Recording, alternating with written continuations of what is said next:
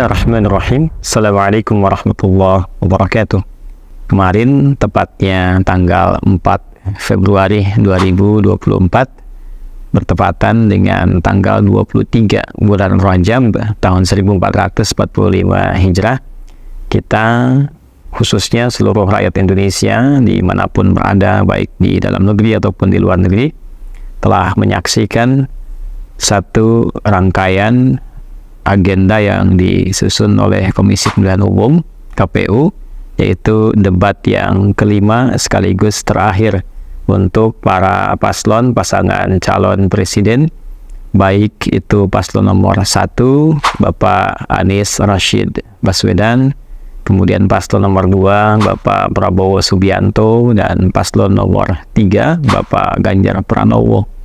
Kita bersyukur pada Allah Subhanahu wa Ta'ala bahwa ketiganya dengan pasangan masing-masing masih diberikan kesehatan paripurna sehingga mampu menghadiri acara debat dimaksud. Untuk itu saya sangat berbahagia, bersyukur pada Allah Subhanahu wa Ta'ala bahwa kualitas debat yang kemarin dari sisi substansi di debat yang terakhir ini sangat menggembirakan, dari sisi etika juga sangat menggembirakan. Seluruhnya berjalan dengan begitu teduh, begitu nyaman, tapi tidak kehilangan substansi. Dan yang paling menarik adalah dari 2 poin saja yang barangkali ingin kami tampilkan berupa catatan pada edisi kali ini.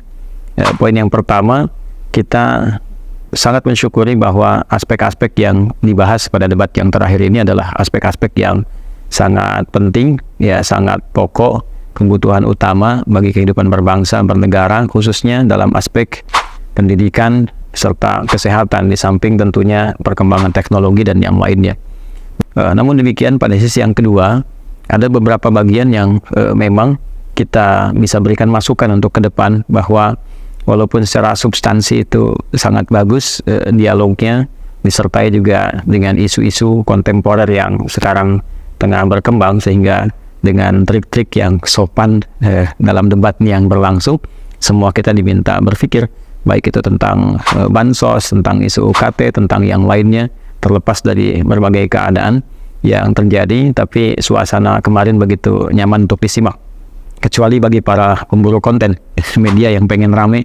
Ini bukan debat konten, ini adalah debat para pengambil kebijakan ke depan, debat yang memang harus kita saksikan berbagai macam kualitas substansial yang bisa kita pahami dan bisa kita mengerti serta mengetahui tentang rencana-rencana ke depan terkait aspek-aspek strategis yang dibutuhkan bangsa dan masyarakat di negeri yang kita cintai ini.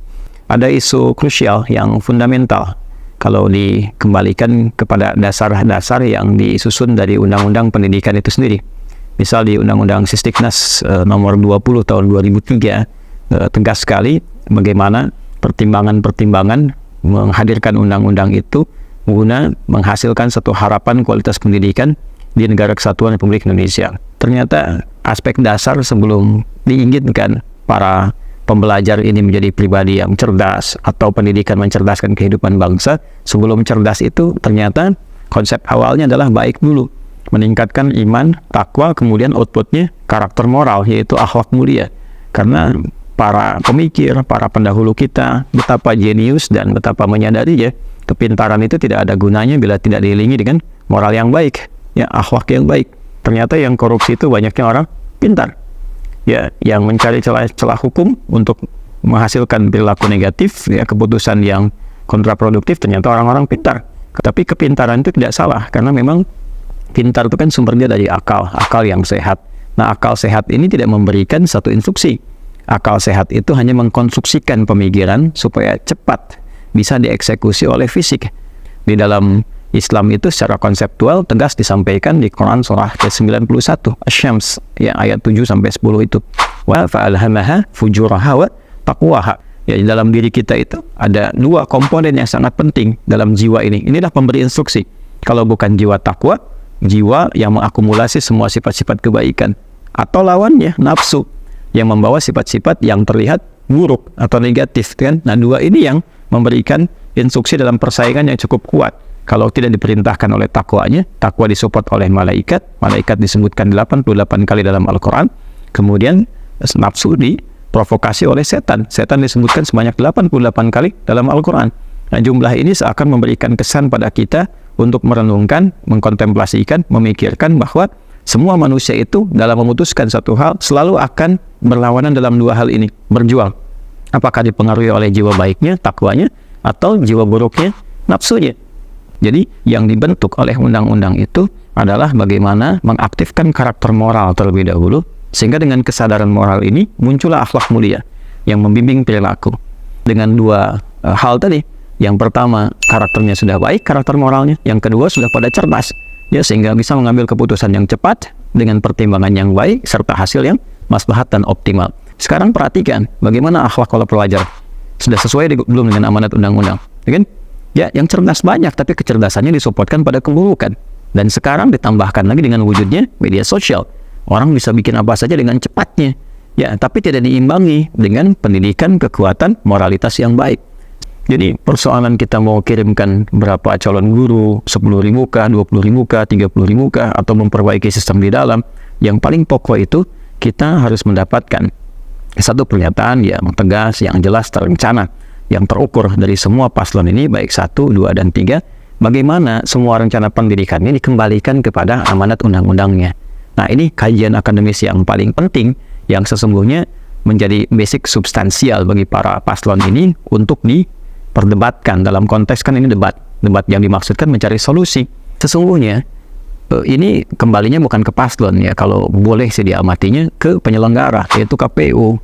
Semua baik sisi argumentasi ataupun juga kedalaman pikiran para capres ini bisa didalami sesungguhnya dengan pola debat yang bisa mengeksplor itu. Contoh seperti yang pernah saya singgung di video sebelumnya tentang adanya panelis yang secara langsung bisa bertanya, berargumentasi, atau juga menyoal pikiran dari ketiga capres ini. Ya, tidak dilakukan melalui format yang sebagian orang menilainya seperti cerdas cermat. Ya, Bapak pilih nomor berapa, amplopnya mana, masih disegel. Ya, tidak salah, memang tidak salah, tapi itu akan menjadi kaku, ya, dan menjadi normatif. Semoga paslon pertama, paslon kedua, paslon ketiga, semua dirahmati oleh Allah Subhanahu wa Ta'ala, sehingga yang terbaik yang memimpin bangsa ini.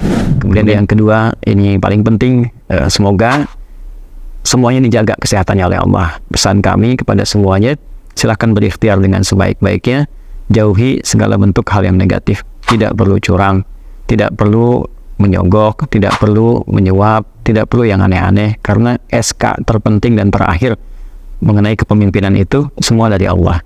Nah, ikhtiar itu hanya menjadi jembatan kita untuk menjemput takdir. Qulillahumma malikal mulki tu'til mulka man tasha' wa tanzi'ul mulka mimman tasha' wa tu'izzu man tasha' wa tudhillu man tasha' biyadikal khair innaka ala kulli syai'in qadir. Katakan Muhammad SAW, viralkan bahwa semua jenis kekuasaan, kedudukan, jabatan itu hak prerogatifnya Allah Subhanahu wa Ta'ala. Allah akan berikan kepada siapa yang dikehendaki, atau juga menghentikan, mengambil dari siapa yang dikehendaki untuk dipindahkan kepada yang lain. Yang penting dicatat adalah jika Allah sudah berikan, maka ada dua tipikal.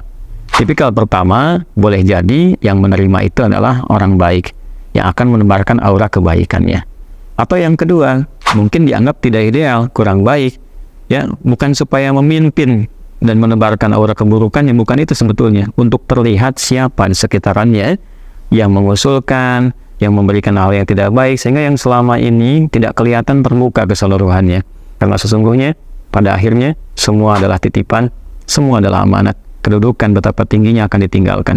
Kalau bukan kita yang meninggalkan duluan dengan kematian, atau kedudukan itu meninggalkan kita dengan berakhirnya masa jabatan. Jabatan berakhir, tapi hisab itu pasti akan didatangi. Masyarakat itu, warga negara itu mengharapkan semua kebaikan, kesejahteraan, kebaikan dari kepemimpinan ini. Ya, terlepas dari siapapun yang memimpin. Jadi ketika mereka mengharapkan si fulan jadi presiden, si fulan wapresnya, sesungguhnya bukan ingin mengangkat si fulan dan si fulan jadi presiden dan wapresnya, tapi ingin mengharapkan satu kebaikan dari kepemimpinan ini. Ya, ada kebaikan-kebaikan, ada kesejahteraan, ada kemakmuran. Mohon jangan khianati amanat, kecintaan, dan harapan-harapan masyarakat ini yang dititipkan pada Anda sekalian. Terima kasih, mohon doanya. Subhanakallahumma bihamdika, asyhadu an la ilaha illa anta, nastaghfiruka wa natubu ilaik. Alhamdulillahirabbil alamin. Assalamualaikum warahmatullahi wabarakatuh.